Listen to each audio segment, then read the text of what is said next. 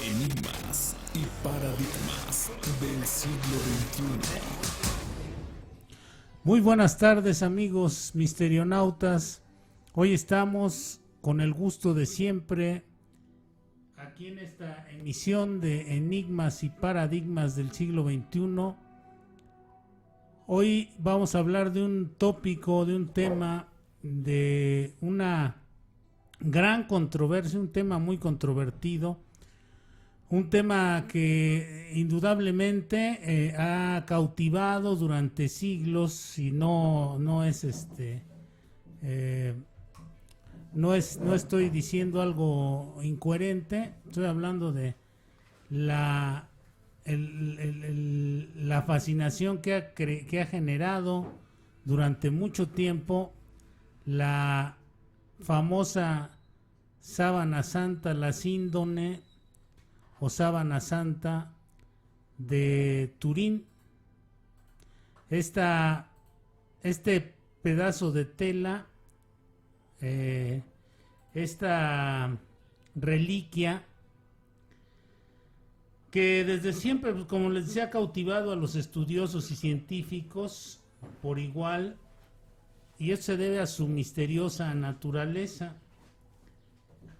Recientemente, nuevas pruebas de ADN se unen a las numerosas investigaciones que han intentado profundizar en los extraños misterios y orígenes de esta gran reliquia, ¿no? De esta reliquia que ha sido buscada, que ha sido durante algún tiempo escondida, vigilada, custodiada, estudiada recientemente, hablando de esto que les mencionaba, de los recientes estudios sobre el ADN que se ha tratado de recopilar o recuperar de esta sábana santa.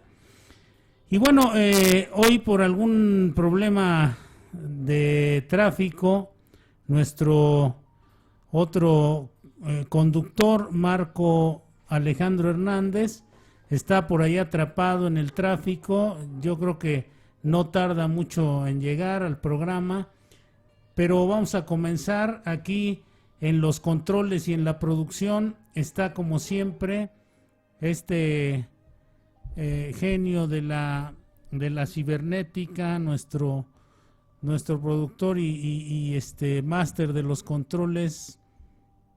Se encuentra aquí con nosotros Damián Mata.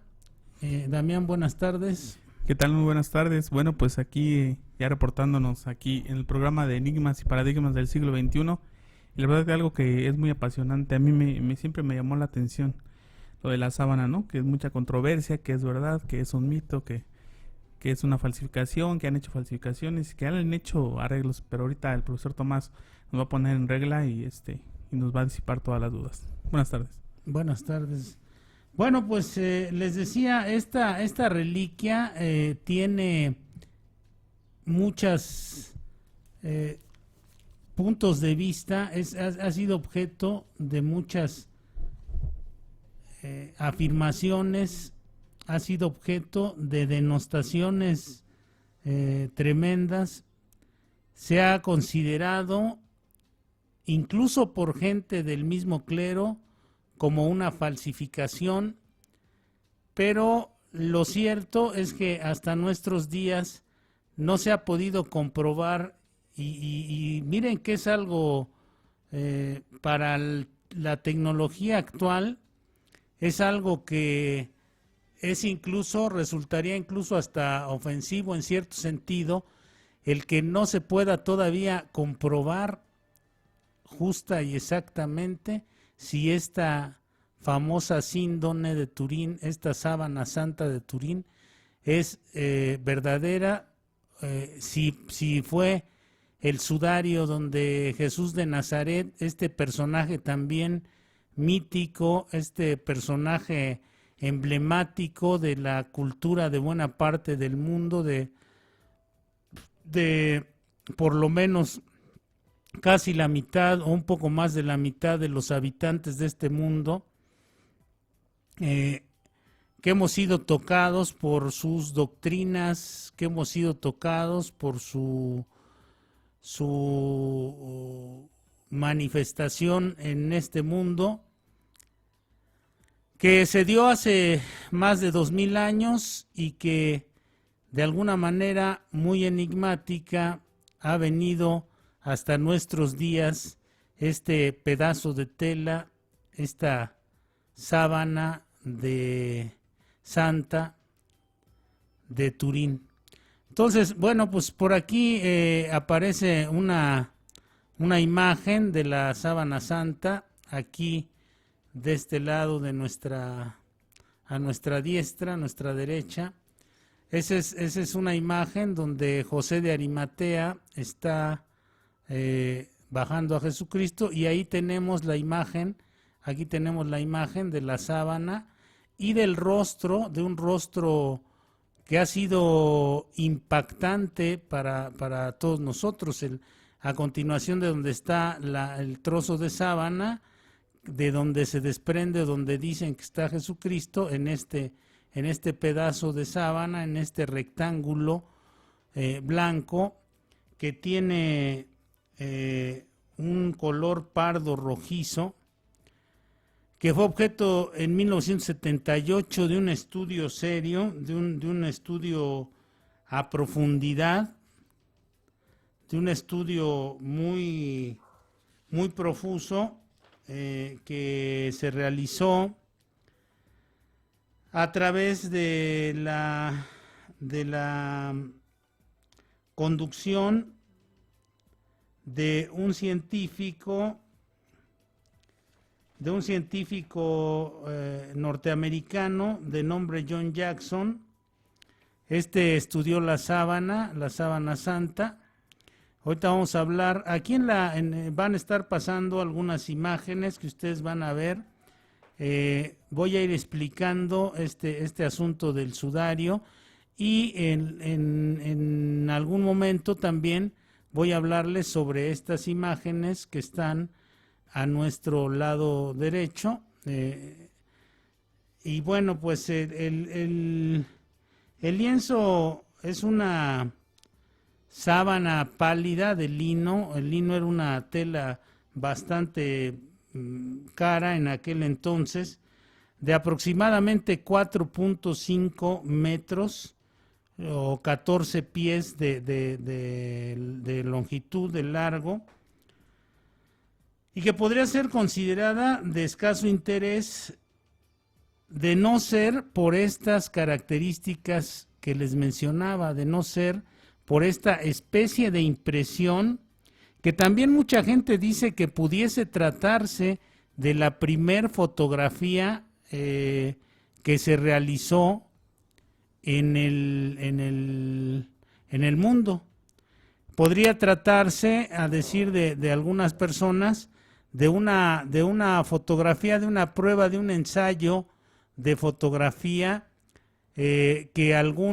parece ser, decían algunos, que Leonardo da Vinci había estado haciendo experimentos fotográficos, y que entonces este era uno de los experimentos. Esto fue el resultado de alguno de los experimentos que Leonardo da Vinci desarrolló. Entonces, bueno, pues estas, que no sería extraño, porque bueno, pues la caja negra, lo que se llama la caja oscura o la caja negra, es una forma, digamos, de dispositivo que es muy fácil de localizar en la naturaleza. Nosotros podemos localizar una caja negra, podemos hacerla muy fácilmente. Nada más se trata de hacer una caja donde no penetre absolutamente nada de luz. Hacemos un orificio en en cualquiera de las caras de esta caja, y entonces se proyecta alguna de las imágenes que están fuera, se proyecta en forma invertida sobre el fondo de la caja. Entonces no sería nada extraordinario, nada extraño que en algún momento alguien se hubiera dado cuenta de esto hace mucho tiempo, no necesariamente cuando aparecen los daguerrotipos y todo este tipo, todo este cúmulo de conocimientos que dan origen a la fotografía. Louis Daguerre, aquel francés, que en Francia fue donde se dieron todos estos estudios con los hermanos Lumière, con Daguerre, con todas estas gentes que desarrollaron la fotografía. Entonces no sería extraño que en aquella época algún genio como Leonardo da Vinci, el mismo Leonardo, hubiese sido quien estuviese haciendo experimentos con la fotografía y plasmara en el fondo, en esta sábana, alguna imagen de algún dibujo, de alguna pintura, de alguna cuestión así, porque mucha gente dice o habla de que esto que está plasmado en la sábana generalmente es producido, o mucha gente dice que es producido por una radiación. Entonces, miren ustedes esta imagen de un hombre estirado con las manos cruzadas en medio de digamos a la altura de sus genitales, se adivina sobre la tela con la vista frontal y la vista posterior de la cabeza, y se encuentra justo con el medio sudario. Lo que sugiere que ahí se envolvió un cadáver desnudo por ambos lados, de la cabeza a los pies, que levantaron de la tumba.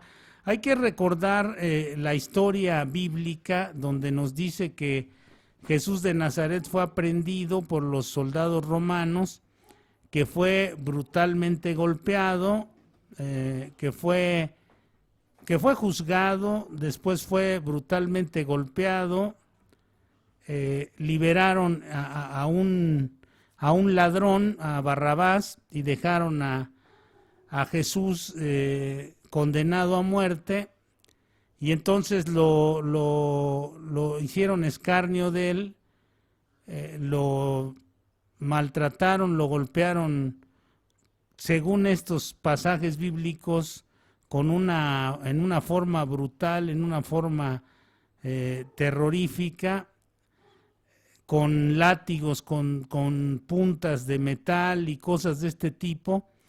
Hay un ejemplo, digamos, que ha sido muy reciente, esta película de La Pasión de Cristo, donde se ve Mel Gibson plasma pues la extrema violencia con que fue maltratado Jesús de Nazaret, como fue golpeado, como fue escarnecido, como fue humillado, y bueno, pues se ven algunas heridas en todo su cuerpo, se ven bastantes heridas, se ven heridas en su rostro. Hay una escena donde tiran el latigazo y se le engancha arriba del ojo y le hace una incisión aquí en el párpado, entre el párpado y la frente, toda la espalda, obviamente, parte de los costados, los brazos, el cuello. Es una masacre, ¿no? La que sucede ahí en esta película, y es más o menos lo que narra la Biblia. Entonces, bueno, pues todas estas cosas tendrían que verse reflejados, todos estos golpes, todas estas, además de la corona de espinas que se le pone al nazareno en la cabeza cuando está cuando está siendo juzgado, cuando le preguntan que si es un rey y todo este tipo de cosas, y entonces él responde que sí, que es el rey de los judíos, y estos gentes, los romanos, pues lo le deciden ponerle una cruz, le dicen un rey debe llevar una cruz y le ponen le ponen una corona, debe llevar una corona, dicen un rey debe llevar una corona, le ponen la corona de espinas y pues también tendría, por la cantidad de espinas que se ve en la corona, o al hacer una corona de este tipo, pues se lleva una gran cantidad de espinas, que estas espinas pudieron haberle hecho alguna herida profunda en el cuero cabelludo, pudieron haberle tocado alguna de las venas que tenemos en la cabeza, en el cuero cabelludo, y entonces cualquier simple mortal como nosotros, pues quizá hubiese muerto desangrado simplemente, repito, por la corona de espinas que se le puso en la cabeza. Sin embargo, bueno, después de todo este golpeo, después de esta masacre que hacen con él, lo llevan a cargar la cruz hasta el lugar donde lo van a crucificar. Así es que bueno, pues todos estos rastros de violencia extrema que habían ejercido los romanos contra Jesús de Nazaret, después de esta masacre terrible que habían hecho con él, con su cuerpo, debió haber dejado muchos más rastros en el sudario ¿no? Porque además todavía en la cruz le meten un lanzazo en uno de sus costados. Dicen algunos que debajo de la quinta costilla. Si fuese debajo de la quinta costilla sería a la altura del pezón. Más bien yo creo que fue entre la sexta y séptima costilla, pero en esas costillas también, entre la sexta y séptima costilla está el hígado, y una herida en el hígado sería prácticamente mortal también. Entonces, bueno, pues hay muchas cosas que no concuerdan en estas narraciones con lo que la fisiología moderna, con lo que los médicos, los fisiólogos, los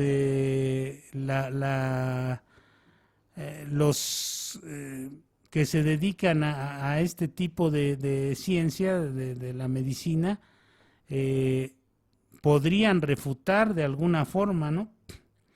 Entonces les decía que está envuelto este cadáver de la cabeza a los pies, supuestamente en el Santo Sudario, en este que está aquí a la derecha,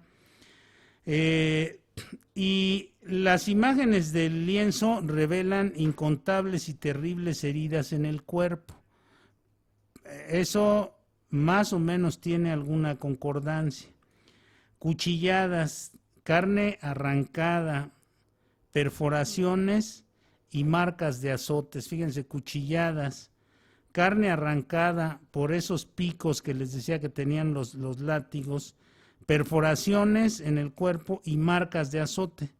Estas huellas indican a muchos la evidencia de que la sábana santa es auténtica, que da un pormenor de lo que fue la crucifixión y que concuerda con la narración bíblica de este asunto, ¿no?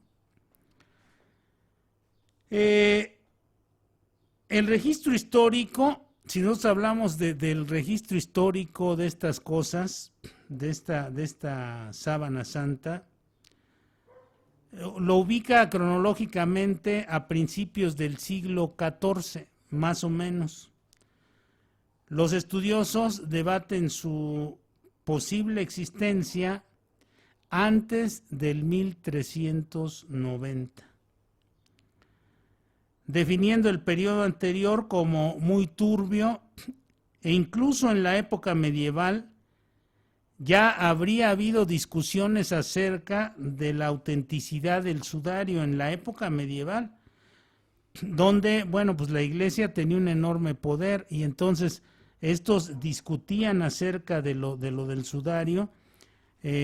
Había escritos cruzados entre diferentes autoridades eclesiásticas, informaciones de aquí, de allá y de acullá, en las que se daba a entender que esta sábana santa, escúchenlo bien los que nos escuchan, era un fraude. ¿Ustedes qué opinan? Si gustan emitir sus opiniones, pueden hacerlo al 75 95 10 72. Este es nuestro teléfono en cabina. Si ustedes nos regalan una llamada, podrán participar, podemos poner su llamada al aire para que ustedes opinen sobre el tema que estamos tratando esta tarde, que es el Santo Sudario, la síndone de Turín, la sábana santa de Turín, que fue a petición de uno de nuestros misterionautas, este tema que estamos desarrollando ahora, sobre esta sábana santa, sobre este Santo Sudario, ¿no? Sobre esto que es un resumen, es el epítome, el resumen de lo que fuera la vida y la pasión y la obra de Jesús de Nazaret, ¿no? Por eso yo creo que mucha gente, basada en esta fe, basada en esta creencia, basada en esta filosofía que para muchos debe servir, yo creo que para a mucha gente le ha servido la filosofía crística para mejorar en algún sentido o en algunos sentidos su existencia. Y entonces yo creo que desde esa perspectiva mucha gente estará convencida de que esta es la sábana santa, de que este es el testimonio, y un testimonio muy importante, de la vida de Jesucristo, de la vida de Jesús de Nazaret. Para algunos otros, quizá no sería este testimonio tan válido si no nos fuéramos por el simple lado de las creencias. Las creencias tienen un enorme poder en nuestra vida. Las creencias articulan y le dan fuerza a nuestro estado emocional, a nuestra visión de la vida, a nuestra... son como un motor las creencias que nos guían, que nos orienta, que nos da la vitalidad para continuar si esas creencias nos están o estamos fundamentando en esas creencias nuestro transcurrir por la vida, nuestro caminar por esta existencia, y sustentan también una parte profundamente espiritual, ¿no? Más allá de lo emocional, porque puede ser que haya gente que solamente esté movida en estos sentidos, con estos símbolos que son poderosos. La semiología nos lo dice, el poder que tienen los símbolos, el contenido que un símbolo puede hacer estallar en el interior de los seres humanos, que puede motivar en el interior de todo ser humano. Esto es algo, esto es algo extraordinario, ¿no? Esta sábana santa, bueno, pues tiene, les digo, la expresión como el resumen, el epítome de la vida de Jesús de Nazaret. Dice Joseph Campbell en el Héroe de las Mil Caras que este tipo de testimonios son testimonios son testimonios que le dan esperanza a la gente común y corriente como yo, de que hubo un héroe que logró trascender el misterio de la muerte, incluso porque, bueno, pues esta sábana santa da también testimonio de la resurrección de Jesús de Nazaret, no solamente de su pasión, de su obra, de su vida y de su muerte, sino también tiene cifrada entre esos rasgos difusos la radiación que dicen algunos que se plasmaron por la radiación que generó la resurrección de Jesús de Nazaret. Esta resurrección pues es algo también sumamente esperanzador para los simples mortales como nosotros, ¿no? Es como que nos estuviese diciendo, miren, la vida no termina con esto, hay más allá, ¿no? Si ustedes se portan como yo, si ustedes siguen esta filosofía de vida, si ustedes hacen las cosas que yo he hecho, si ustedes son como yo he sido, entonces van a tener derecho a una resurrección. Y entonces por eso es que es tan controversial para muchos y por eso es que es tan definitiva, tan contundente para otros esta muestra, esta prueba, y por eso es que la Iglesia actualmente no ha movido ya mucho el asunto del santo sudario, de la sábana de Cristo, ¿no? De la sábana en que fue envuelto Jesús de Nazaret. Aunque les digo, pues en la Edad Media habían hablado acerca de que pudiera ser que fuera un fraude, una falsificación. Los historiadores plantean la posibilidad de que varios sudarios de estos estuvieran en circulación en la Edad Media, es decir, que algunas gentes, aprovechando sus habilidades gráficas, hubiesen logrado crear otras imitaciones, otras clonaciones, digamos, aunque el término en ese tiempo no existía, otras imitaciones, otros clones de la sábana santa, con los que pues comerciaban o se hacían de dinero o los vendían a los coleccionistas, trataban de engañar a aquellos que tenían poder económico, porque la situación, bueno, pues en la Edad Media no era fácil, ¿no? Pareciera que seguimos en la Edad Media porque sigue sin ser fácil la situación en lo económico, en lo político, en lo social, pero era un poco más oscuro todo en aquellas épocas, ¿no?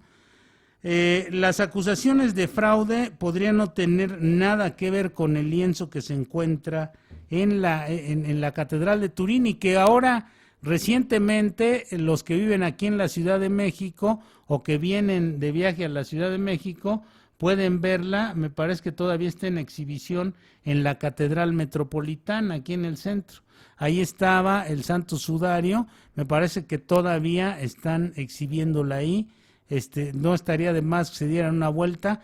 Yo vi hace poco los anuncios ahí de que estaba la sábana santa, para que ustedes con sus propios ojos puedan ver este trozo de tela que es tan emblemático y que encierra tantas cosas, que tenemos aquí a la derecha. La existencia de este sudario está documentada desde el siglo XV. Fue transferido formalmente a la Casa de Saboya en 1453. La Casa de Saboya era una casa de unos nobles italianos que habían habían sido parte o habían sido monarcas o de la monarquía italiana y española. Entonces eran gente que tenía un enorme poder político y económico, y ahí habría sido llevada en primera instancia y habría sido transferida en el siglo XV el sudario de Turín. Sufrió daños en un incendio que hubo en esa casa, no se sabe si provocado o fue accidental, porque bueno, pues este tipo de personajes como los nobles de Saboya eran gente que tenía una gran cantidad de enemigos dentro de los círculos de la política y también fuera de ellos, ¿no? Entre la ciudadanía, entre la gente que eran sus gobernados o que habrían sido en algún momento sus gobernados. Bueno, pues había mucha gente que tenía, habría sido afrentada o habría sido humillada por estas gentes de poder que se dice también que no eran peras en dulce, ¿no? En diversos momentos de la historia se le han aplicado algunos parches y arreglos a esta sábana santa desde aquellas épocas de que estuvo en Turín, que estuvo llevada ahí a la casa de Saboya. En el siglo XVII se encontraba en una capilla y hasta 200 años más tarde se expuso públicamente y se fotografió por primera vez. Hasta el siglo XVII fue cuando se le sacó por primera vez una fotografía. Fueron las fotografías las que provocaron que el sudario dejara de ser una simple reliquia y se convirtiera en una auténtica sensación. Fíjense cómo la fotografía, que ya era más un medio gráfico más de mayor impacto, bien dice el dicho que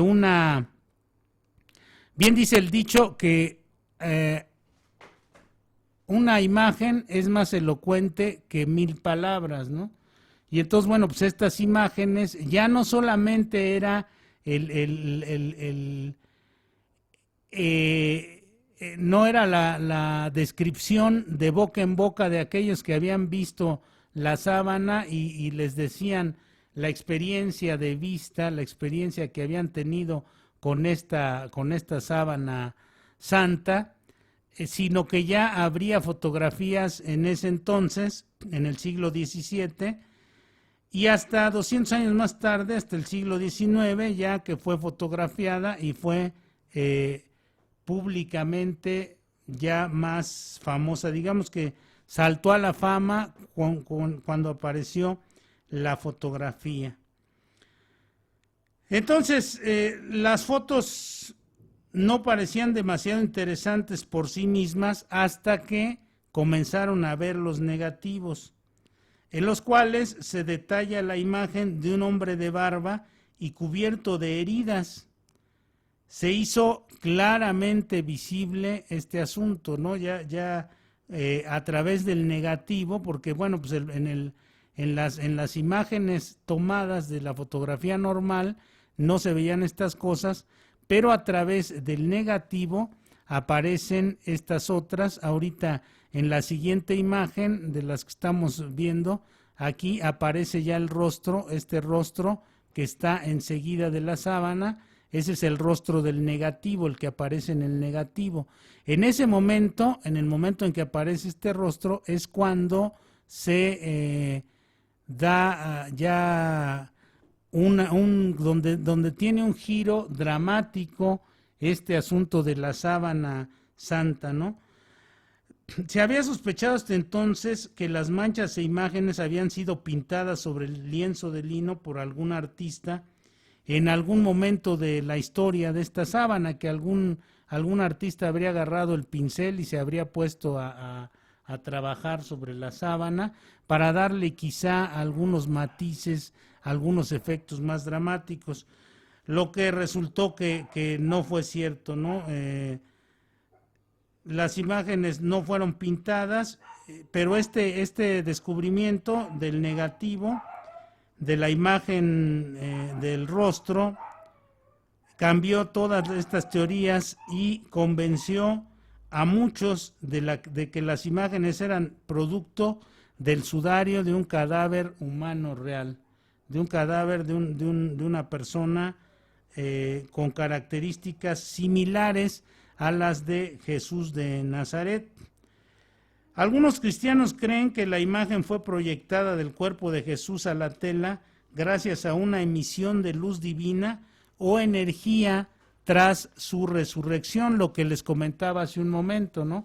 Que en el momento de la resurrección de Jesús de Nazaret, por eso les decía que tiene tal valor simbólico la sábana santa, porque no solamente indica, no solamente resume la obra de Jesús de Nazaret, sino que, y su muerte, sino que también muestra lo que podría ser la resurrección de este personaje también controversial en cierto momento y muy apreciado en otros momentos por gran parte de la humanidad.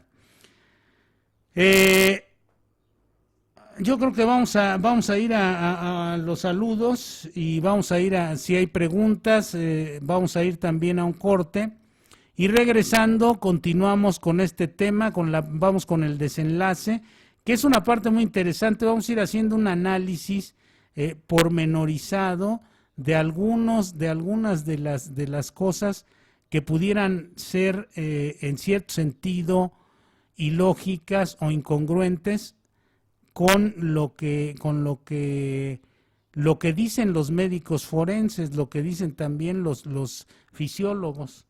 Entonces, bueno, nos vamos a los saludos.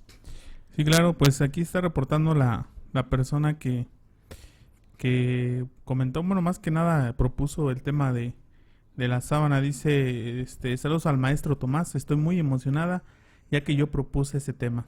El día de hoy es una realidad. Soy Mónica de Cuautitlán Izcalli. Bueno, saludos Mónica, y pues ya está tu tema, ya lo tenemos desarrollando. Si quieres comunicarte con nosotros, Mónica, lo puedes hacer al 75 95 10 72 y pasamos tu llamada al aire para que compartas con nosotros y con el resto de los misterionautas esta emoción que, bueno, pues esta emoción que se hace presente ahorita en ti, de que estamos tocando el tema que tú propusiste, que es un tema también por demás interesante. Y luego aquí empezaron con las preguntas. Dice, ¿es verdad que la NASA la examinó hace años? Miren, no tanto como que la NASA, porque ¿qué interés podría tener la NASA en examinar un pedazo de tela o en examinar el santo sudario de Jesucristo? No. La NASA, los investigadores, John Jackson, que hizo la investigación en 1978, tomó algunos de los métodos y se asesoró, ojo con esto, se asesoró con algunos personajes que trabajaban en la NASA, pero la NASA jamás se ha metido a analizar este fenómeno de la sábana santa. Ojo con eso, porque mucha gente tramposamente, no sé si del clero o o gente con otro tipo de intereses, ha dicho que la NASA investigó la sábana santa, igual que dicen que la NASA investigó también la pintura de la Virgen de Guadalupe, y la NASA no investigó nada de esas cosas. Los científicos que investigaron estas reliquias se asesoraron con gente de la NASA, mas no fue la NASA la que organizó y encabezó la investigación. Muy bien, bueno, pues por aquí está Ricardo, dice, muy emocionante el tema, saludos desde la Ciudad de México. Saludos a Ricardo. Dice, hola, escuchándolos desde San José, California. Saludos, muy interesante su tema. Saludos a San José, California. Saludos, soy Antonio, qué buen acierto con este tema. Saludos a Antonio. Bueno, y que manden saludos del grupo San Francisco AA, Teoloyucan, Estado de México. Saludos al grupo San Francisco, a los compañeros del grupo San Francisco de Teoloyucan.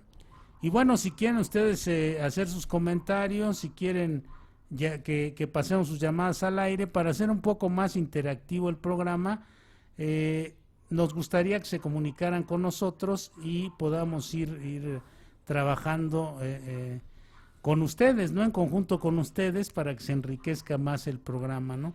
Yo creo que Marco Alejandro no tarda en llegar, pero nosotros seguiremos dándole aquí al tema. Sí, bueno, leo el último saludo. Sí. Dice, si hola. hay otros, pues los leemos. Sí, nosotros. dice, hola, buen día, felicidades por el programa. Soy de Tizatlán, Puebla. Saludos a Tizatlán. Tizatlán, Puebla. Dice, hola, soy Efraín, salúdenme. Hola Efraín, saludos, no nos dijiste de dónde eres, pero No dejo nada pero más. bueno, un saludo y un abrazo y gracias por escucharnos. Buenas tardes, Tomás. Como siempre, muy interesante el tema. Gracias. Saludos de Silvia desde Dallas. Silvia, ¿cómo se llama? Chiqui, creo, o algo así. No sé, nada más puso aquí. Bueno, Silvia, saludos para Silvia, que Esos son los mensajes siempre de la nos página. escucha ella. Sí, ya son personas ya aquí, ¿no? Que están al Que pendiente son de... asiduas. Ya Exactamente. pronto van a llegar las camisetas, se las vamos a mandar, van a Sí, ver. ya pronto. Ya De hecho, pronto ojalá y vamos la a- persona, bueno, igual y no, pero la persona que nos había dicho que había hecho las camisas, que él las tenía incluso él publicadas en su perfil, ojalá y se ponga en contacto con nosotros, ¿no? Sí, para que podamos poner Vamos a la guiarnos. imagen y es más, nos apegamos a esa imagen. Si la persona que nos hizo favor de hacer la playera alusiva al programa, si nos manda la imagen para que la podamos o nos dice dónde podemos verla en su perfil, en su cuenta y nosotros la podemos ver, vamos a utilizarla para replicar las playeras. Entonces se lo agradeceríamos mucho. Y bueno, aquí el último saludo que entró, pues estos son los saludos de la página, ahorita vamos regresando con los de Facebook Live. Dice, Ujú. saludos a mi tío Tomás y a todo el equipo, soy Isabel López. Saludos Isabel, mi sobrina, ¿cómo se llama? Mi sobrina putativa. Ok. Bueno, ¿Eh? pues vámonos a una pausa, y ahorita regresamos. Muy bien. Vamos a la pausa y regresamos en unos instantes. No se vayan. Y bueno, pues seguimos adelante aquí en el programa de Enigmas y Paradigmas del siglo XXI. Y bueno, aquí leyendo sus mensajes. Y dice Pati Rodríguez, no se oye nada. Bueno, lo que pasa es que estábamos en un comercial. Bueno, más bien una pausa, ¿no? Porque ni comercial. Dice Esmeralda Cruz, dice saludos. Miguel Rivera, saludos. Francisco Javier Valderas dice listo para escuchar el tema de hoy. Pati Rodríguez, más volumen, sí, bueno, ya le hemos subido. Dice Baudelio Gaitán, saludos. Susana Flores le manda saludos. Rubén Quero, saludos. Rogelio Arellano, saludos. Rosa María Sánchez Miranda, saludos. Maita Rieit, saludos, ¿no? Marita Rieit. Pues me imagino que es ella, ¿no? Bueno, no dice Hernández, nada más dice Marita Rieit. A lo mejor se cambió el nombre, ¿no? Saludos a todas estas personas, especialmente a Marita Riande, que acaba de hacer su cumpleaños. Dice Isauro, dice un saludo a todos desde Santa Fe, California. Francisco Bravo, mejor comparte de AA. Bueno, este es un programa de enigmas y paradigmas. En un momento, pues, nos vamos a pasar al otro programa, ¿no? Dice Maritza S. González, saludos a todos. Yo siento gran misterio de este tema. Yo vi un documental y sí creo que es verdad, solo que ocultan mucha información. Bueno, pues sí, Maritza. es lo que vamos aquí tratando de mostrar, Maritza, lo que es los datos que nosotros hemos ido recopilando en base a investigación y todo esto respecto a lo de la sábana santa, ¿no? A la síndone de Turín, a la sábana esta santa de Turín, que bueno, pues nos da la pauta a muchas cosas, ¿no? A muchas especulaciones. Hay mucha gente que está a favor y mucha gente que está en contra, ¿no? Eso es lo que sucede. Dice aquí, hola, buenas tardes. ¿Qué tan fiables son los resultados del carbono 14 que se realizó a la sábana? Los resultados del carbono 14, ahorita vamos a hablar de esto, son bastante deficientes los resultados la forma en que manejaron los resultados estos producto del estudio de 1978 y luego en 1988 volvieron a hacer algunos estudios, pero a mí me parecen bastante tramposos la metodología que utilizaron en estos estudios, no tanto los estudios por sí mismos, sino que el resultado de estos estudios, porque bueno, pues resulta que lo que arrojaba el carbono 14 era que la antigüedad de esta sábana era de entre 1260 y 1390. Entonces, bueno, pues no correspondería a la época en que fue crucificado Jesús de Nazaret. Esos fueron lo que dataron con las pruebas de carbono 14, que según yo, desde mi perspectiva, por lo que analicé en la información que describen ellos en el artículo donde menciona John Jackson esta información, aquí en la galería tenemos una foto donde están los 3 científicos, John Jackson y los otros 2 que hicieron las pruebas del carbono 14, y está detrás de ellos, ahí está, ya aparece la foto en este momento, aquí está la fotografía en este momento, y atrás dice 1260, 1390, y hasta uno de ellos, el del lado derecho, está así como con una cara de sorpresa y como esperando a que se le hicieran algunos cuestionamientos adicionales por esta fecha que había salido, ¿no? Bueno, y aquí dice, ¿por qué si es falsa la Iglesia no condena su exhibición y hasta el Papa va a venerarla? Porque es un puntal de la Iglesia. Recuerden que todas las religiones, este tipo de creencias, este tipo de credos, dogmas, doctrinas y todas estas cosas se basan principalmente en su simbología, en la iconografía religiosa y entonces en el mito. Y entonces, bueno, pues uno de los misterios más grandes, en el misterio también, uno de los mitos, de los misterios más grandes, parte de la mitología de la Iglesia cristiana, es esta sábana santa. Entonces, la Iglesia se daría un balazo en el pie a sí misma si dijera en algún momento que la sábana santa no es real, ¿no? Como ha hecho, por ejemplo, canonizaron a Juan Pablo II, que fue gran amigo de Marcial Maciel, uno de los pederastas más consumados del siglo XX. Lo protegió hasta las últimas consecuencias Juan Pablo II, a sabiendas de que este señor era un delincuente, un violador, un pederasta. Y resulta que la Iglesia santifica a Juan Pablo II. Entonces, bueno, pues no es lo que estamos comentando. No puede no puede reconocer que estos pilares, esto que se ha ido convirtiendo en pilares de la religión, como esta sábana santa, esta síndone de Turín, que está en la ciudad de Turín, obviamente, y ahora está, me parece que les decía, aquí en la catedral, en la Ciudad de México. No puede ser que esta sábana sea anulada, porque sería como quitar de golpe y plumazo gran parte es más, el sentido que tuvo la vida de Cristo, porque el final de la existencia de este hombre, de Jesús de Nazaret, fue su sacrificio por la humanidad.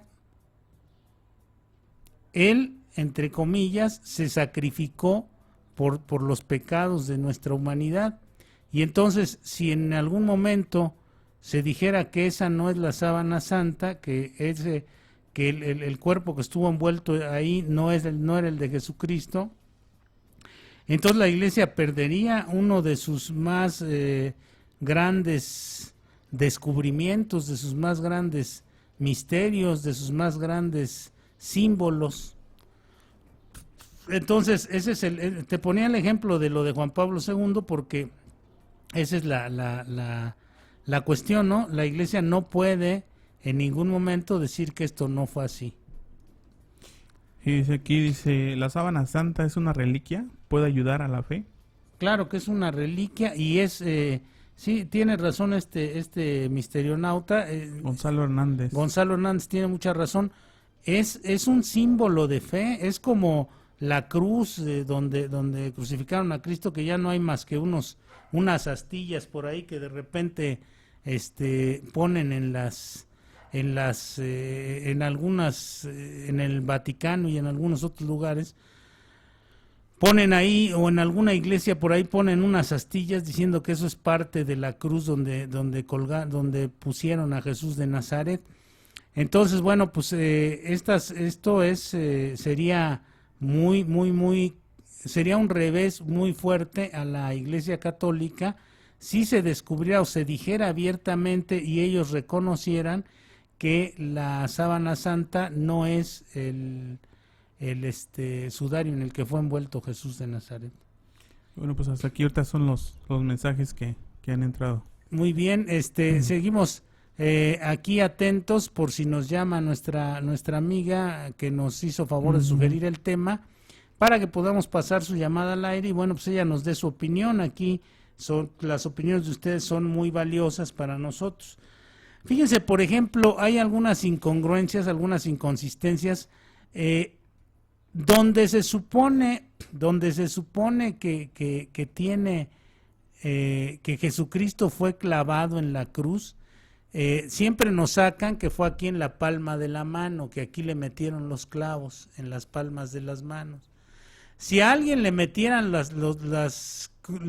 clavos en las palmas de las manos y pesara un poquito más de 80 kilos, no soportaría el peso, se irían desgarrando, se iría desgarrando la carne y llegaría el momento en que se zafaría, se caería la mitad del cuerpo por lo menos, y bueno, con el impulso de la caída seguramente se zafaría también de los pies y caería el cuerpo completo.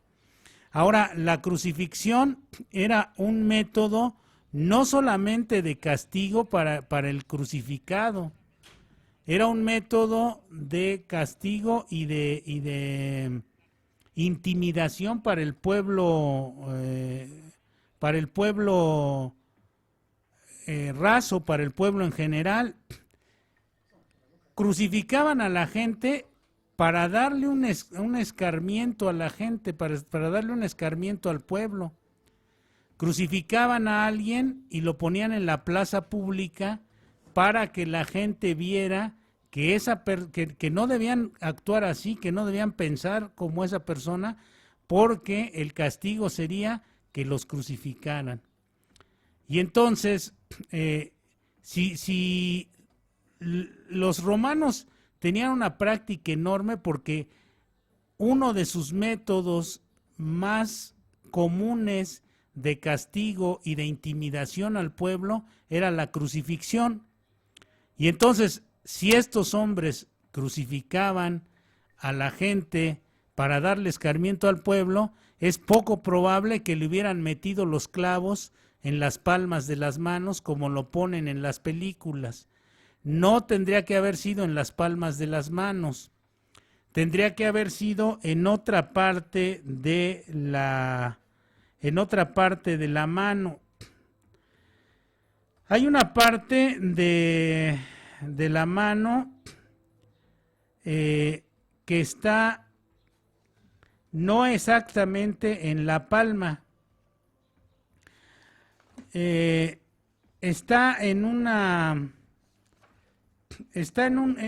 un hueco en la mano, hay un hueco en nuestras manos, en nuestra mano, que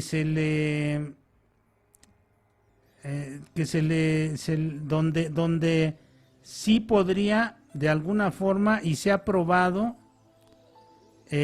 con gente que se ha crucificado así, se llama el espacio de Destot. Este espacio de Destot está más o menos a esta altura, está por aquí. Y si clavaran si metieran el clavo aquí, más o menos por este lado, por esta por este sector de la mano. Entonces, en el espacio de Destot, ahí probablemente sí resistiría el peso de la persona. Seguramente los legionarios romanos sabían estas cosas, aunque no fueran fisiólogos ni fueran médicos o este tipo de cosas, lo harían así. Un científico de apellido Marbet crucificó un cadáver y le metió los clavos en esa parte del cuerpo para ver. Lo hizo de manera, digamos, a manera de investigación para emular la crucifixión, y entonces clavó en el espacio de Destot las manos del Nazareno, no del Nazareno, de un cadáver. Tomó un cadáver de un anfiteatro, obviamente con todos los permisos dados y toda esta cuestión, y lo crucificó y le clavó en el espacio de Destot y en las piernas, en los pies, empalmó los pies y clavó también en cierta cavidad los clavos estos, y vio que sí podría sostenerse solamente de esa manera. En la palma de la mano no sería posible, o en algún otro sector de la mano que no fuera este espacio, el espacio de Destot, que, repito, seguramente los romanos conocían esta forma de hacerlo, porque el simbolismo de crucificar a alguien era darle un escarmiento al pueblo, que la gente supiera, que la gente se diera cuenta lo que le sucedería si la gente no obedecía y si pensaba de distinta manera. John Jackson también revisó el mantel de Coria, que está en Extremadura, y que este mantel se supone que es el mantel que se utilizó en la última cena, y se supone que este mantel de Coria fue hecho también al mismo tiempo que el Santo Sudario. Entonces, bueno, pues eso es algo, podría ser coincidente o podría ser bastante improbable que hubiese sucedido de esta manera, ¿no? John Jackson estudia estas cosas en 1978, que en esos momentos, ahorita con lo que nos comentaba, con lo de los comentarios que han dejado ustedes aquí en el Facebook, nos preguntaban si la NASA intervino. La NASA nunca intervino.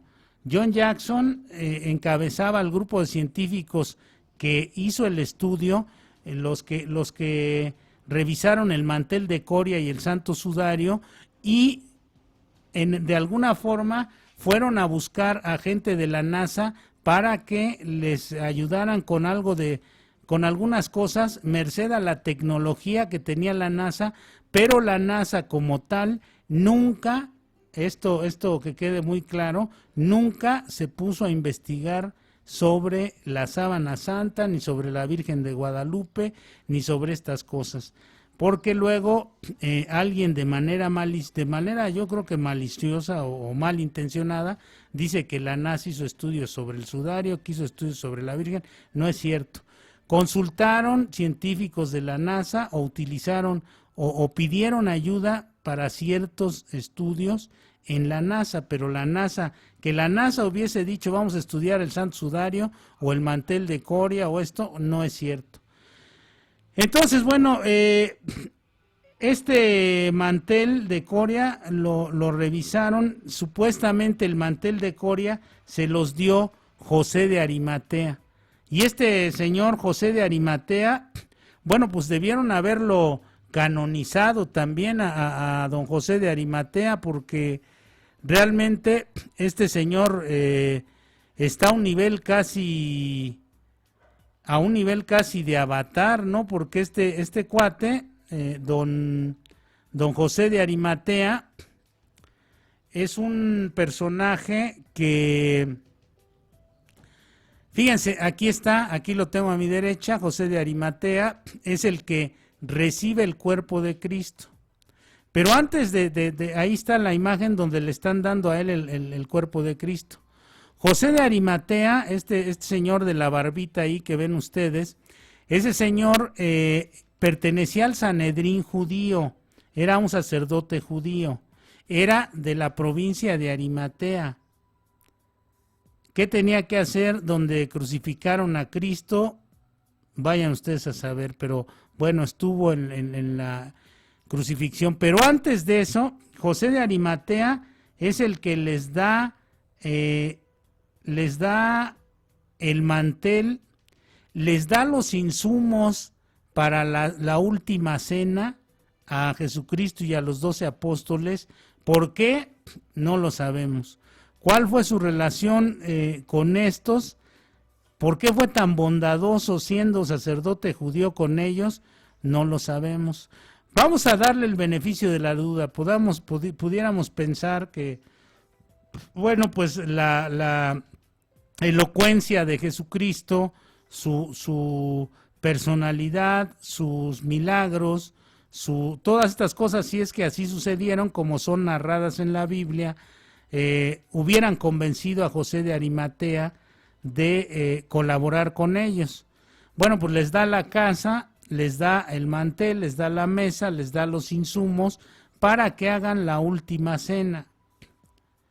Pero el señor, vaya que era listo o que era un genio. Aquí está don José de Arimatea con su barbita y su gorro en la cabeza, cargando el cuerpo de Jesucristo. Este señor, a pesar de todas estas cosas, cuando muere Jesucristo, él tiene todos los ingredientes, todas las cosas para embalsamar un cuerpo y enterrarlo. ¿No les parece extraño esto? Que él, si no se dedicaba, si era sacerdote judío, ¿por qué o cómo o de qué manera o para qué tenía él todos estos insumos para poder embalsamar al cuerpo y enterrarlo, un cuerpo humano y enterrarlo? O era un sabio, o era un profeta, o podía ver el futuro y sabía que iban a matar a Jesús de Nazaret, o le dijeron, o le avisaron, o le dieron un pitazo y se fue preparando.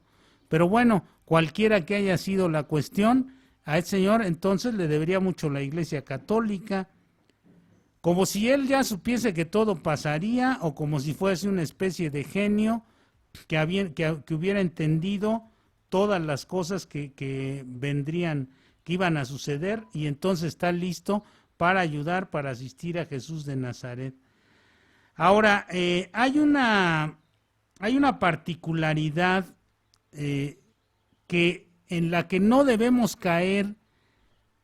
Todos los que hoy día se den la oportunidad de ir a ver la sábana santa aquí al Zócalo, porque me parece que les digo que está en el Zócalo actualmente en exhibición la síndone. Están preguntando si tiene costo. Me parece que no, o tiene un costo mínimo, pero creo que sí tiene costo, porque recuerden que la iglesia no es muy bondadosa para esas cosas, ¿no?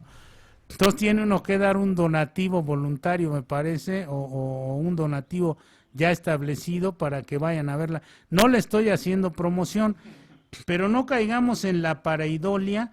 La pareidolia es aquel fenómeno en el que a nosotros nos presentan una figura y nosotros vemos lo que está acorde con nuestra experiencia. A nosotros nos pueden presentar 3 puntitos en una hoja y nosotros decimos, se parece a la cara de mi perro. Miren, aquí por ejemplo está una piedra partida y parece que tiene una cara de calavera en medio. Si ustedes la ven, parece una cara de calavera. O cuando uno ve las nubes, les encuentra alguna forma, pero de acuerdo a su experiencia. Esa es la pareidolia, es un fenómeno casi de que uno ve lo que uno quiere ver. Entonces, los que vayan a ver la sábana santa, vayan con un criterio abierto, objetivo, y no traten de ver lo que quieren ver ahí, ¿no? Tampoco está prohibido, pero pues yo creo que eso es lo menos, digamos, lo menos sustancial para uno, que pueda uno ver aquellas cosas. Porque pues algunos van a ver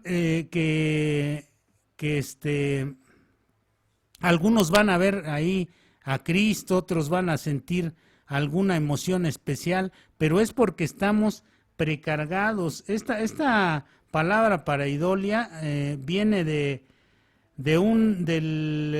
la etimología griega eidolón, que significa figura o imagen, eidolón significa figura o imagen o ídolo, ¿no? Entonces, bueno, es un fenómeno psicológico donde un estímulo vago y aleatorio es percibido erróneamente como una forma reconocible. Aquí les digo, ahí aparece una piedra partida y uno le ve, algunos le verán cara de calavera, otros verán como una bola de boliche, etcétera, ¿no? Cada quien va a ver lo que quiera ver en esas imágenes. Había un chiste donde le mostraban a Sigmund Freud ahí un rectángulo y decía que era es una pareja haciendo el sexo, y le mostraban un cuadrado y decía, son las pulsiones sexuales, y todo lo iba relacionado con el sexo, porque bueno, pues era su experiencia, la visión que él tenía de la vida estaba muy relacionada con la sexualidad. Entonces, si nosotros estamos muy atrapados en el aspecto de las creencias y hemos anulado el razonamiento, nos vamos a ir con la finta y entonces vamos a engancharnos a ver quizá cosas que no son objetivas. Estamos predispuestos, cargados de una serie de creencias y nuestros sentidos pues, nos juegan a veces malas pasadas, ¿no? Vemos cosas que no existen en la síndone. Y hay también una característica, hay algo. Miren, vamos a hablar en el próximo programa, de una vez, ahí nos va a ir, para que nos vaya haciendo el flyer, nuestro amigo Damián Mata aquí, vamos a hablar sobre los arcontes. Arcontes se va a llamar el próximo programa, el misterio de los arcontes. Los arcontes, según el dicho de varias personas, no de una sola persona, sino de varias gentes, entre ellas Juan Matus. Juan Matus era el chamán yaqui, el chamán yaqui que era de los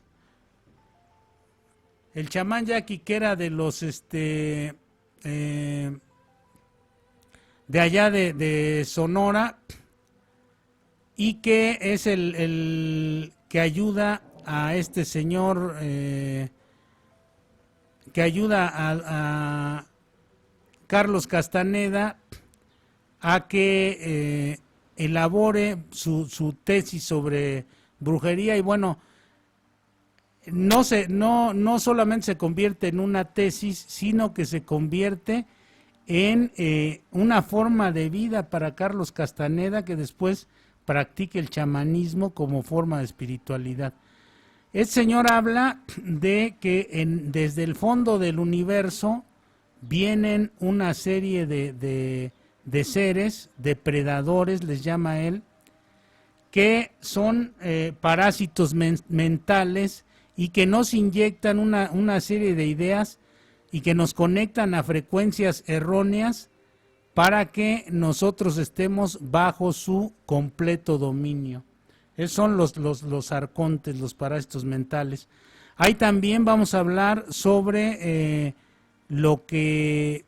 Esto evidentemente tiene no solamente es una versión de un chamán, también, bueno, pues hay gente tan importante en el mundo de la intelectualidad como la nieta de Eisenhower, Laura Magdalena Eisenhower, que habla sobre cómo nos tienen dominados, subyugados estos arcontes y cómo nos han inyectado ideas e ideas e ideas, creencias y más creencias, y cómo la religión se ha vuelto un mecanismo de dominio total y absoluto sobre nosotros los seres humanos, una especie de matrix ideológica, estos seres son seres preorgánicos, que tiene que ver con todo esto de los reptilianos y todo esto.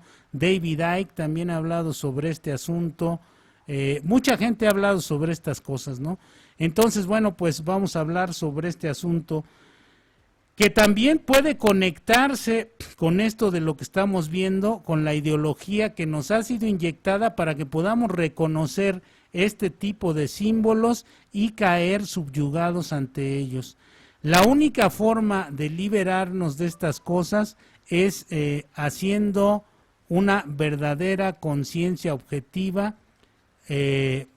aprendiendo realmente a relajarnos, saliéndonos a vivir la calle, la naturaleza, leyendo cosas constructivas, haciendo meditación, una serie de disciplinas que nos van a permitir ver de manera más objetiva todo lo que sucede a nuestro alrededor y que de alguna manera nos van a permitir salirnos de este conjunto de creencias que nos han inyectado, a decir de estos personajes que de los que estaba yo hablando, que nos han inyectado los arcontes. A los arcontes, bueno, pues se les puede ver de diferentes maneras, pero eso lo vamos a tratar en el siguiente programa. Entonces, todas estas cosas que nosotros no hemos, que nosotros podemos ver, que nosotros podemos, les decía, caer en la pareidolia, que podemos ver lo que queremos ver, lo que está de acuerdo con nuestra experiencia, con nuestras creencias. No podemos ver cosas que son distintas, no podemos ver las cosas objetivamente. Entonces, bueno, pues por eso todas estas cosas nos pueden mantener subyugados, nos pueden mantener bajo un estado de fascinación. Así es que todos aquellos que vayan a ver la famosa sábana santa, háganlo con un criterio abierto, les sugiero yo, si no quieren pues también, háganlo como ustedes quieran, pero yo les sugiero que lo vean con un criterio más abierto, con una mayor objetividad y que se fijen en los detalles de estos asuntos, ¿no? La sangre que existe en la sábana santa es, a decir de los expertos que a partir de 1978 hicieron estos estudios, es sangre de tipo AB, pero hay una particularidad: toda la sangre que se deja durante mucho tiempo en algún lugar se va degradando y se convierte en sangre AB. O sea que realmente la sangre AB es al paso del tiempo en lo que termina cualquier tipo de sangre. Curiosamente, gran parte del pueblo judío tiene ese tipo de sangre, entonces por eso lo relacionan con un nombre judío, que en este caso sería Jesús de Nazaret. En la imagen 6, en una de las imágenes que tenemos aquí, en la revista Nature en 1988, presentaron esto, nos hablaban de lo del carbono 14, presentaron la datación del carbono 14 y ahí, fíjense lo que hicieron estos cuates, sacaron una media de la media. O sea, hicieron la datación, ahí está la imagen, aquí la tenemos a la derecha, ahí están los tres científicos diciendo que el carbono 14 decía que se trata de un objeto de entre del 1260 y el 1390. Ahora lo que ellos hicieron fue sacar el dato del carbono 14 que salió en la revista Nature, ahí pueden verlo en internet, está una fichita simplemente de carbono 14, y promediaron y sacaron la media, y luego de esa media sacaron otra media, y con ese segundo resultado, con la media de la media, sacaron los datos, según ellos, con mayor precisión. La antropometría de Jesús de Nazaret, según el lienzo este de Turín, según el lienzo, es algo casi imposible. En primer lugar, hablan de un hombre de 1,80. La sábana dice otra cosa. Con las medidas antropométricas que sacan de la sábana, la persona que está en la sábana es alguien de aproximadamente 1,74 de estatura, 2 centímetros más, 2 centímetros menos.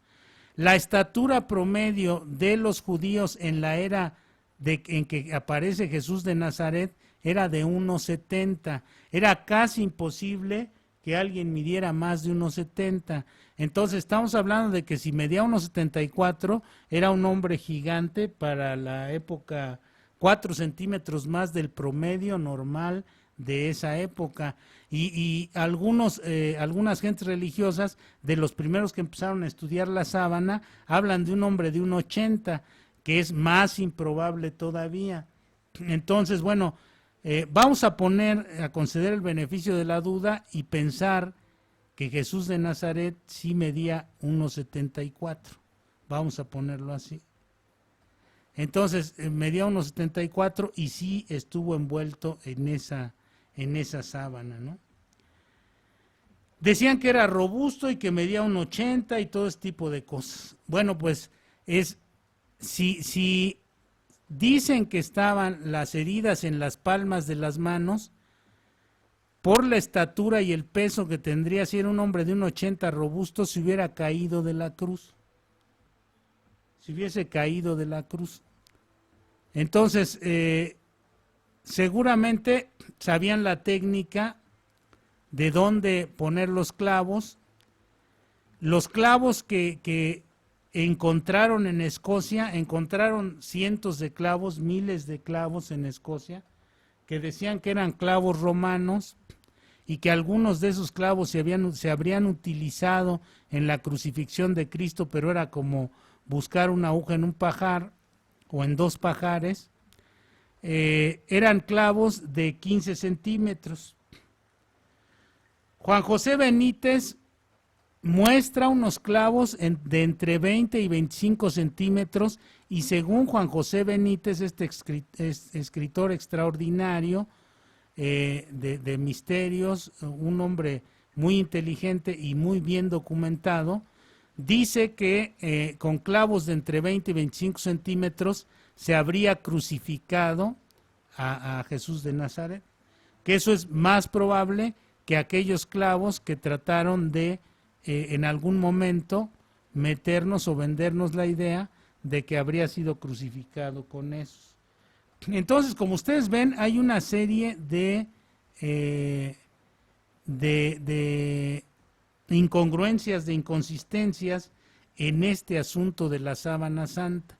Ahora, ¿por qué tiene las manos cruzadas en medio de los genitales esta imagen? El cuerpo que está ahí en la imagen que está plasmado en la sábana tiene las manos en los genitales. Entonces, ¿qué sucedió ahí? ¿A poco se murió? Ahí está, miren, en esta imagen, en la primera imagen, junto al rostro, está el cuerpo con las manos entre los genitales, las manos cubriendo los genitales. Ahora, en una de las manos se ve el dedo índice más crecido que el dedo medio. ¿Esto qué quiere decir? Esto se ha relacionado con el cáncer de próstata. Algunos dicen que a la gente que le da cáncer de próstata hay una manifestación que es el crecimiento del dedo índice más grande que el dedo medio. Entonces, ¿qué quiere decir? Que probablemente este señor que crucificaron tendría algún problema en su próstata. Se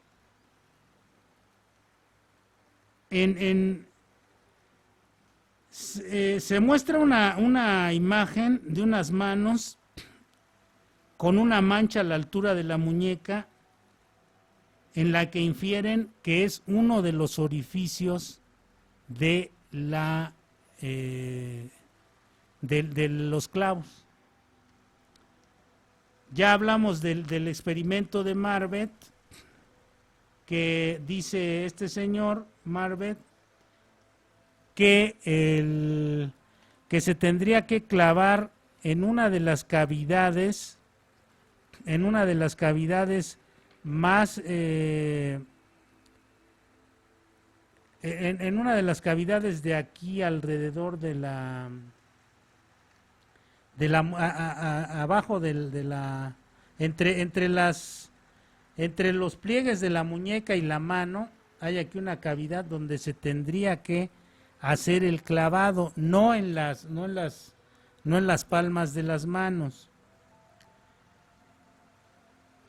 O en las muñecas también tendría un efecto, quizá se rompería la mano, se desgarraría o se correría la herida y terminaría por abrirse. Y les decía, bueno, pues si se trataba de tenerlo ahí un buen rato para dar un escarmiento al pueblo, tendrían que saber cómo hacerlo y seguramente sabían cómo crucificar los legionarios romanos. En el espacio de Destot, que es el que dice Marvet, el que crucificó al cadáver, que puso los clavos y que de esa manera resistieron la posición de este cadáver, resistieron la crucifixión de este cadáver. Ahora, ahí vamos a ver ahorita en las imágenes, esta forma es la que asume las manos del predicador y del crucificado. Fíjense, se supone que las manos del crucificado quedaban en esta forma, de esta manera, con el dedo pulgar, el dedo índice y medio levantados, y los dos dedos, el anular y el meñique, quedarían doblados. Esa es la posición del crucificado o del predicador. Ahí está, aquí la estamos viendo. Esa es la posición del predicador, del crucificado. Por eso ustedes ven que los papas en Roma, es una señal cristiana, cuando salen a dar la bendición, o los sacerdotes hacen este gesto con la mano, doblan el anular, el índice, ponen sus dos, el medio y el índice, el anular y el meñique los doblan, el medio y el índice los estiran junto con el pulgar y hacen la señal de la Santa Cruz para bendecir a los fieles, ¿no? Es una señal que tiene que ver con la simbología de la crucifixión de Cristo. En ningún momento se ve en ninguna de las manos asumiendo esta posición, sino se ven las dos manos una encima de la otra. Y entonces, bueno, pues ahí hay también algo inconsistente. Ahora, en el rostro de la imagen, ahorita en la primera imagen de esta serie de imágenes, está una parte donde está el rostro de Jesucristo, está la sábana y enseguida el rostro en negativo, y en el rostro no se aprecia más que un golpe en el pómulo. En este rostro que tenemos aquí a la derecha, solamente se aprecia un golpe en el pómulo y el tabique desviado. Después de la golpiza brutal que le propinaron los romanos a Jesucristo, la cargada de la cruz, las caídas y todo esto, es probable, le pregunto al auditorio, al teleauditorio, es probable que solamente tuviese el tabique un poco desviado y un pómulo hinchado, que pudo haber sido producto de un puñetazo de un soldado o de un golpe, una patada, un puñetazo de estos individuos que eran salvajes prácticamente, y además, decía yo de la coronación, la corona de espinas pudo haberle atravesado una de las múltiples venas que tenemos en la cabeza y pudo haberle generado una gran hemorragia, pudo haberse hasta desangrado, porque eran espinas bastante grandes y eran un montón de espinas las que traía en la corona esta de espinas. Entonces, ¿por qué el rostro no está lleno completamente de sangre, siendo que habría sido crucificado con la corona de espinas? ¿Por qué solamente tiene el golpe en el pómulo y el tabique medio desviado? Algunos van a decir que son los misterios de Dios o ese tipo de cosas, pero a cualquier ser humano, bueno, pues podría, cualquier ser humano que recibiera una golpiza de ese tipo, en primer lugar, quién sabe si sobreviviría. Después imagínense las pulsaciones, la presión, el estrés, todas las cosas que el cuerpo tiene como respuesta, aunque tuviese mucho dominio de sí mismo, Jesús de Nazaret, aunque tuviese un gran desarrollo espiritual, las reacciones orgánicas no se hubiesen hecho esperar, ¿no? Hubiese estado quizá más en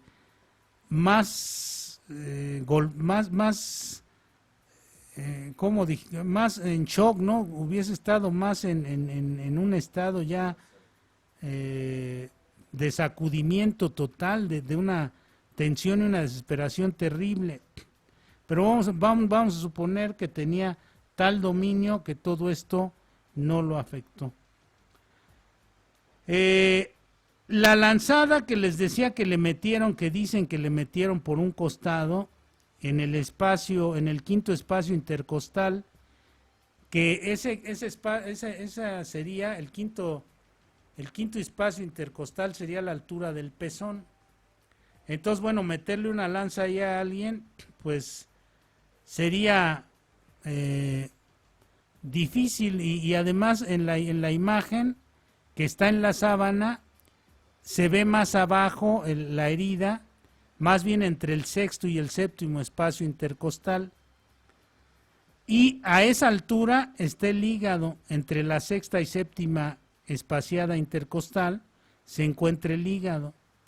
Entonces, imagínense que le hubieran dado un puntazo, un lanzazo en el hígado.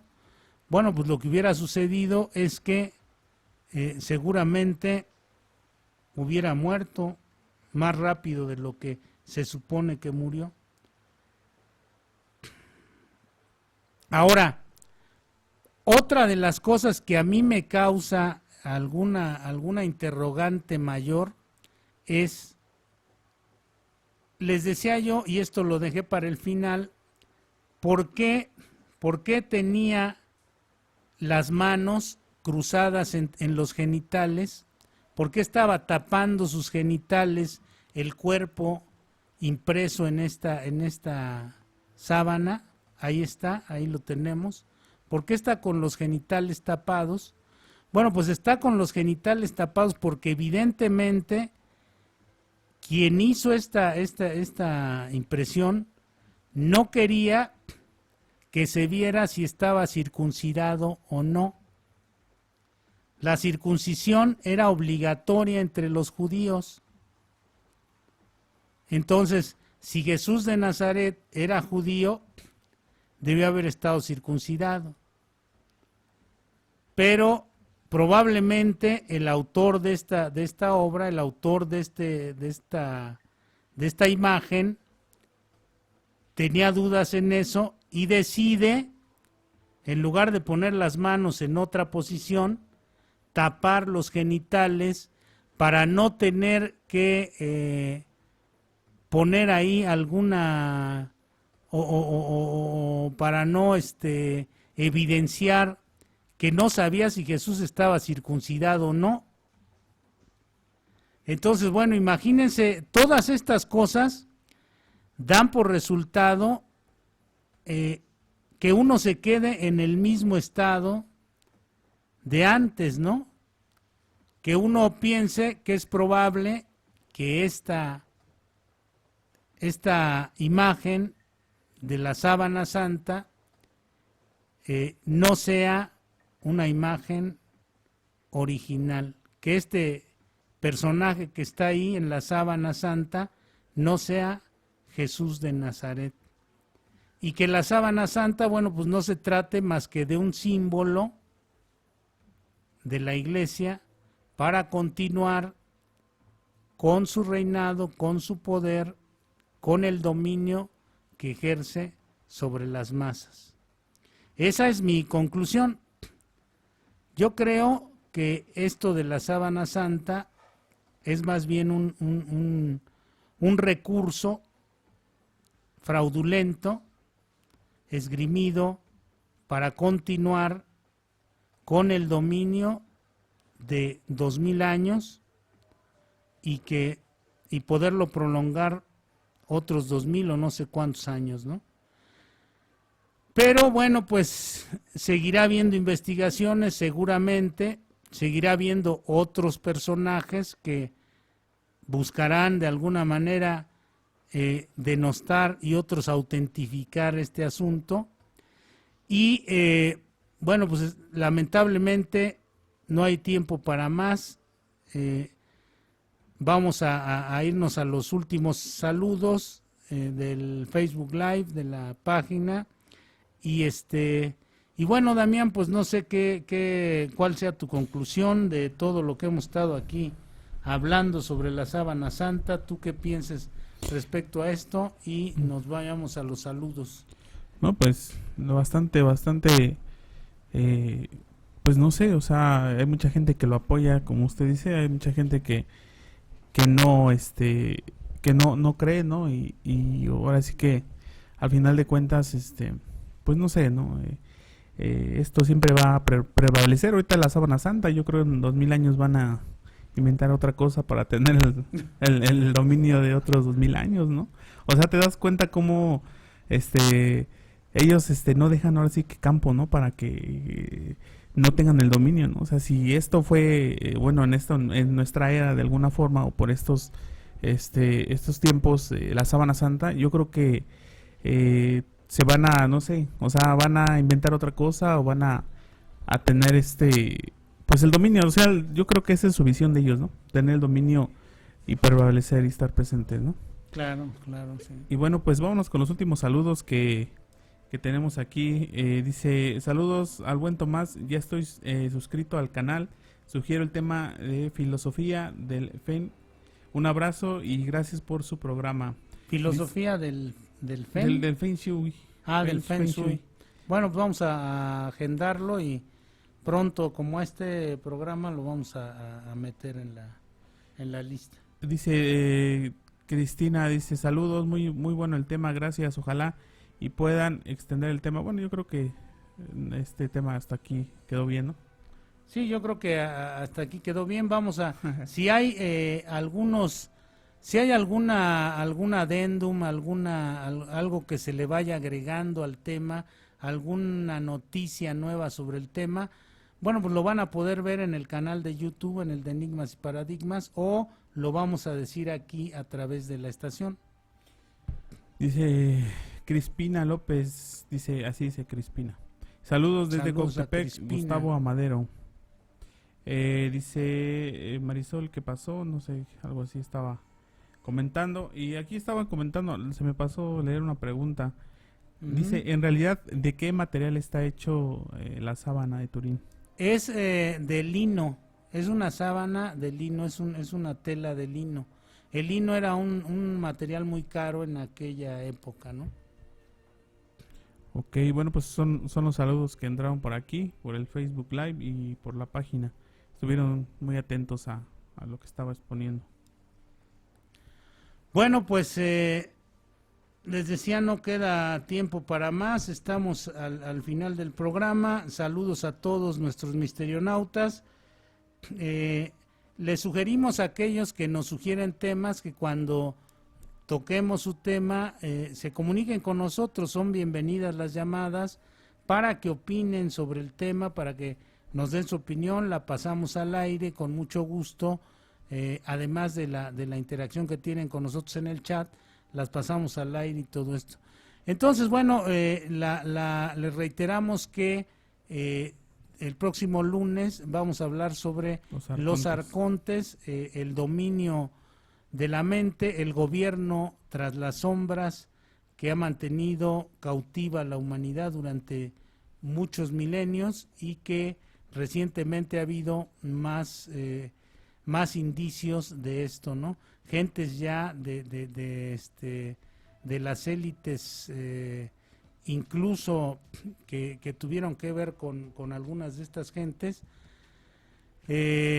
con algunos de los que hicieron tratos con estos arcontes, de alguna forma, bueno, pues están hablando y vamos a darles la información más veraz posible, ¿no? Nosotros no decimos que somos los expertos más grandes sobre estos temas, simplemente que hacemos nuestro mejor y mayor esfuerzo por documentar los temas y poder llevarles a ustedes una información de mayor calidad en cada una de nuestras emisiones.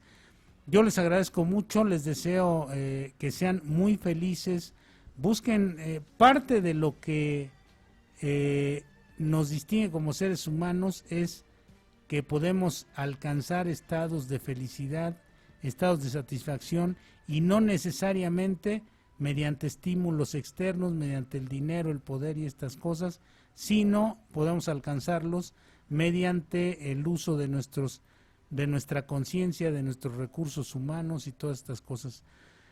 Yo les agradezco su preferencia y nos vemos dentro de 8 días. Muchas gracias y hasta la pronto. próxima.